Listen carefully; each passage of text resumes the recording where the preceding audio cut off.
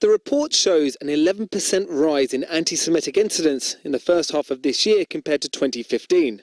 It also shows the number of people in Britain with anti-Semitic attitudes rose by 50% in just 12 months. The report cites cases like Naz Shah, who was suspended by the Labour Party for anti-Semitic Facebook posts before being elected to Parliament, and Ken Livingstone, who defended her before making further inflammatory comments. And as many as 1 in 20 adults in the UK could now be characterised as clearly anti-Semitic. Look at Corbyn's record.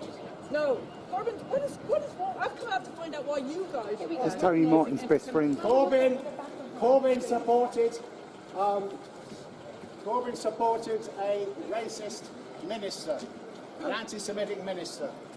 Did he know at the time? Yes, he did. Stephen Sizer, he supported him. Saleh, Holocaust denier, Corbyn supported... Stephen Sizer. When you say supported, what did that... I don't know any of this. He wrote a letter of commendation to the Archbishop about Stephen Sizer, a racist minister. Corbyn said Hezbollah and Hamas are our friends. He invited them to tea on the House of Commons. What more do you want? I think that was part of... Isn't it trying... He's always trying to get a peace solution. Corbyn supported Raed Salah, knowing that Raed Salah... My problem is I don't know enough about it. OK, so read the leaflet. Yeah. You've got it there. Okay. The Labour Party is an institutionally anti-Semitic party in the grip of racists. The latest flashpoint, how to define anti-Semitism. It's perfectly possible to disagree with the policy of the State of Israel without bringing in things like the blood label, without bringing in ideas of Holocaust denial and so on. Last week, Labour's ruling body adopted a new code of conduct, which clearly says anti-Semitism is racist and unacceptable. But critics say it falls short, as it leaves out or changes some examples which are included in the definition set out by the International Holocaust Remembrance Alliance, the IHRA, such as claiming Israel's existence as a state is a racist endeavour, requiring higher standards of behaviour from Israel than other nations, and comparing contemporary Israeli policies to those of the Nazis. I still think you guys are helping us lose our last best chance for an uncorrupted politician. No. Nobody He's is perfect. corrupted. I don't know what he did. Corbyn's a racist. You are supporting a racist with that on. You're supporting a racist. You proud of yourself? Yeah, I think it's... You are proud of yourself. We need a strong opposition, but not with Jeremy Corbyn. Daniel and Theo are barely in their teens, children who say they've had vicious hate shouted at them by grown men. We were getting onto a bus and a car was driving by, and seeing as we were wearing our suits and our kippah on our head, the car slowed down and shouted, "You Jewish." I was just thinking, why do they feel that way just because we're Jewish? I just felt it was unfair, and I just hadn't experienced anything like this before. As bleak a picture as this report paints of anti-Semitism across the whole of the UK, some of the most critical lines are reserved for the Labour Party, saying there is, quote, safe space for people with vile attitudes towards the Jewish people. It also goes on to say that on this issue, Jeremy Corbyn has shown, quote, a lack of consistent leadership. Of cases which I worked on, the people that she brought in when she became General Secretary overruled us and downgraded what should have been a suspension to just an investigation, or worse, to just a reminder of conduct, effectively a slap on the wrist. The emails that you've shown me are really important. The issues that are raised within them should ring alarm bells across the party.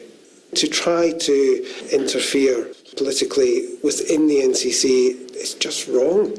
When I first read it, I wondered how on earth I'd be able to apply for jobs, because it was so prescriptive in not speaking about anything that I had heard of or happening in the Labour Party. A far-right website in the United States initiated the hashtag Filthy Jew Bitch campaign, which the police said resulted in me receiving over 2,500 violent, pornographic, anti-Semitic, extreme messages in just one day alone.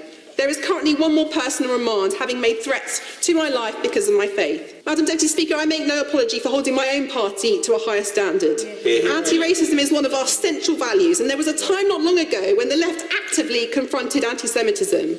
The work that the previous Labour government did to move the equality goalpost in this country was one of the reasons why I joined the Labour Party. One anti-Semitic member of the Labour Party is one member too many. And yet, as I said outside this place in Parliament Square, and it pains me to say this, Madam Deputy Speaker, proudly as the chair of the Jewish Labour movement in 2018, within the Labour Party, anti-Semitism is now more commonplace, it is more conspicuous, and it is more corrosive. And that's why I have no words for the people that purport to be both members and supporters of our party, who use that hashtag JC4PM, who attacked me in recent weeks for my comments, for the fact that I have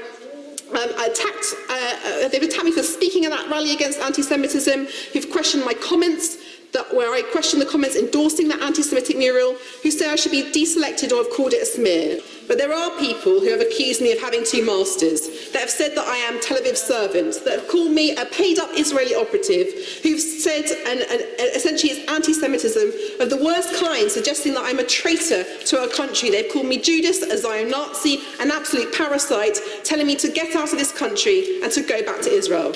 Now, I'm grateful to the Community Security Trust and the police for their work to keep me and my family safe, and for all that they do for the British Jewish community to keep our Jewish schools and our places of worship safe. But they shouldn't have to do that. And in terms of what needs to be done about it, I know that many colleagues will be putting forward very practical elements of what can be done to contend with this very serious issue.